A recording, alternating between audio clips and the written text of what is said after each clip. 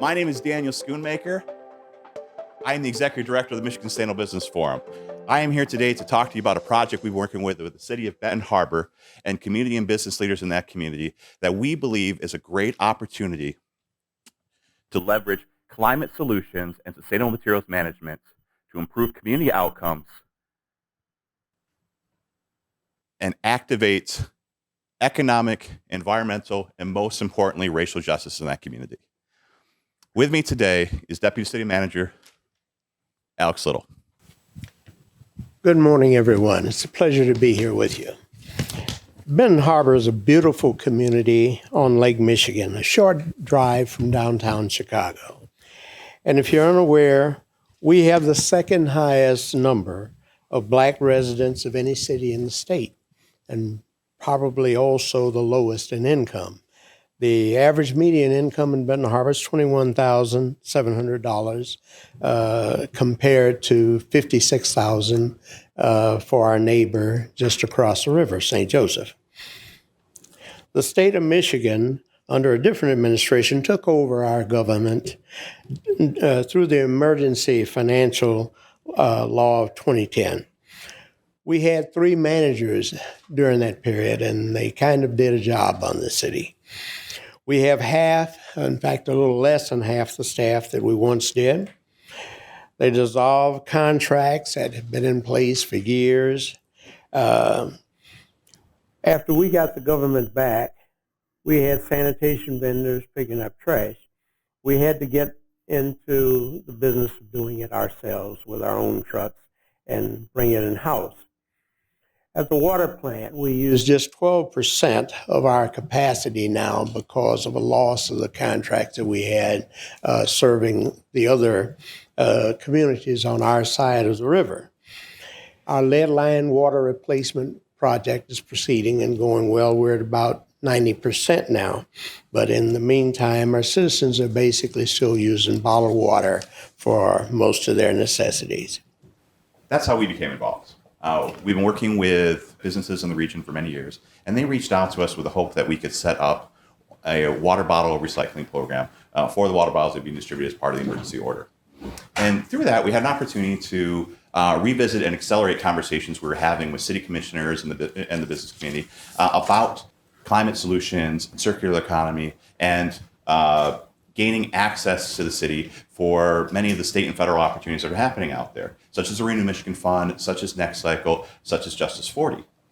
That led to conversations with Eagle and with the Recycling Partnership that ultimately led to us participating in the NextCycle track with the hope that this would result in a curbside cart grant program. Now, once we got on the street, we found that the conditions were not practical for us to be able to move something forward at that time. The city wasn't ready for it. And despite all the community support and political support, they just didn't have what they needed. Just to kind of understand how things work in our community in Benton Harbor, our services take longer and cost more than they do in most benchmark communities. Lower income people buy what they can afford, and it may not be as durable as others, and some of it, of course, is secondhand. While the residents are entitled to one bulk pickup a week, if they put it out more often, we can't just leave it sit there, so we still wind up having to pick it up. So we spend half our time on trash that we can't pick up with wide-arm trucks or things of that nature. On top of that,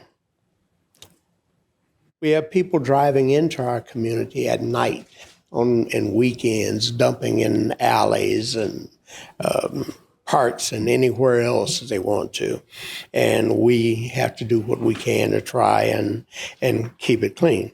So we're paying more, we're picking up more, and in a way, it's just a lot more labor intensive and taking more trips to the landfill, which is adding miles and miles to our trucks. Now, recycling, there are 2 drop-off centers on either side of the county, but not close to us. We have a great staff, but not enough people to help pick up and put out the different fires that we need to try and address. If we're going to fix these issues and take advantage of the opportunities we know are there, we need capacity. We need leadership, we need equipment, we need manpower, and expertise. So we have a plan. Two parts to talk about today. First, we're currently seeking funds that will create an Office of Sustainability and Innovation that will allow the city and its neighboring communities to have the ability to access opportunities and move improvements forward. We've engaged philanthropic and corporate foundations and environmental justice grant programs, and we believe we have a compelling case for support. Second, our NextCycle project. A transfer station owned and managed by the city will provide the infrastructure necessary to address its efficiency and cost concerns. It will allow the city to keep the value of tipping fees and materials collected within its community and under its control, to provide a revenue-generating asset that can immediately offer a recycling drop-off for Benton Harbor and neighboring communities. And this would fill identified needs within the NextCycle gap analysis and the precise locations forecasts. Building on this infrastructure, we can buy the region's only comprehensive drop-off service while enabling affordable curbside service for the city and seeding potential larger-scale innovative economic opportunities, such as, and these are real conversations, an appliance recycling and refurbishing center in partnership with the Whirlpool Corporation to satisfy their emerging producer responsibility requirements, and a Southwest Michigan spoke of the pending $200 million Kent County Sustainable Business Park. Phase one, the design and creation of the transfer center, as you can see here, would initially serve, at the very least, the 3,500 single-family residential households in the city of Benton Harbor. We believe that it will attract interest from neighboring communities as well as business communities. Initially, that will collect 6,100 tons. It goes only the city, as well as 200 tons of recycling per year. Near-term and intermediate plans is to create a comprehensive plan, which we expect, based on our current feedback from our partners at RS, to cost about $1.1 million to build the facility.